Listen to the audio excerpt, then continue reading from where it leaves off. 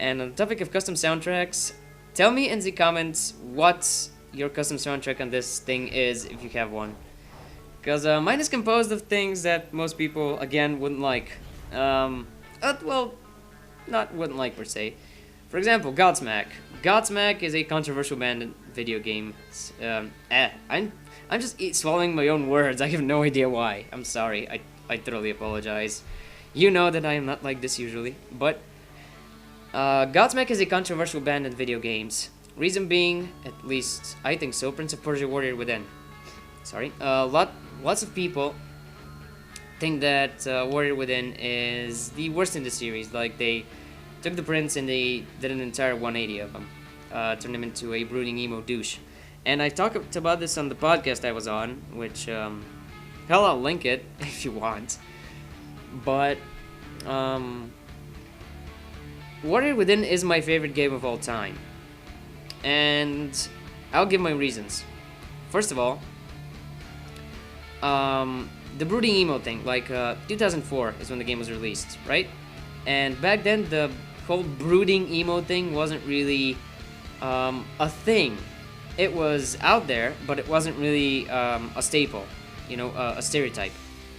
That was, I think, before MySpace came around. Let's see, eeny meeny, AMG. Why the hell not? The two cars you've seen in my videos with annoying orange. Oh, that's gold. Cool. That's inconspicuous. But the brooding emo thing wasn't really a brooding emo thing yet, so that character change wouldn't have made sense if they hadn't explained it so well, and I think the explanation was quite good. And, opening the Sands of Time, basically, spoilers for a, what is it now, 6-year-old game. Once the prince opened the Sands of Time, he caused a time something. I'm sorry, I forgot the exact term, but he messed up time, in a sense, and that made the immortal creature known as the Dakaka, forced it to take action. That's the word, forced to take action. So the prince is being chased by this immortal beast that literally cannot be harmed. It can, but you realize that if you collect all the health pickups in the game. And, well, I think that's the map I played with this. It's kind of a reverse order. For God's sake, AFK people. See what I mean? Every time. Bye, brah. But, the explanation really was quite well done. Because, think about it. If you were being chased by an immortal creature hell-bent on your destruction, wouldn't you be a little more on edge, emotional? You know, wouldn't you kind of collapse in on yourself, close down, become very personal? Hell, I would. It's an immortal fucking creature. It makes sense. The Godsmack overtones, and just the metal overtones in general. That is a personal preference. I can understand why people don't like that part of the game. I don't understand why they hate the character change, but I can understand why people hate the Godsmack, because the whole soundtrack, I think, is composed by Godsmack. And that's the thing, it's just musical preferences is all it is. What the hell is that? Oh, it's a Gallardo. I thought it was like an old school Ferrari for a second. But ow, dude. Not nice. Yeah, laugh it up. Tool. God damn it. I can't fake rage. Oh god, sorry, I'm concentrating. And I'm really tucking at it. But, it is a personal music preference. I really just like metal music in general. And Godsmack is a very good band. I really like Godsmack. Mind you, I can understand what they're singing. I can't understand what they're singing about. I have no idea what most Godsmack songs are about.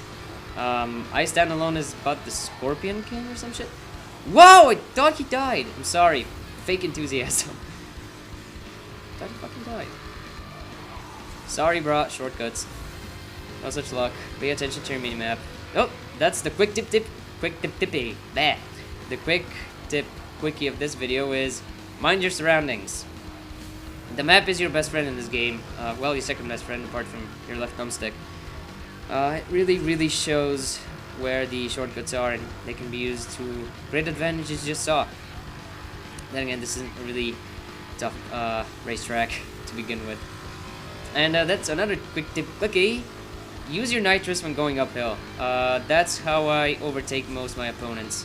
They forget to use their nitrous uphill, and you do slow down while going uphill. So mind that. Anyway, Prince of Persia. Otherwise, apart from the whole brooding emo thing and the Godsmack, the game was actually improved gameplay-wise and graphics-wise. All the areas were varied. The combat was incredibly deep. You had your primary sword and a secondary, which you picked off. Well, you had a choice. You can either battle with one sword or with two swords.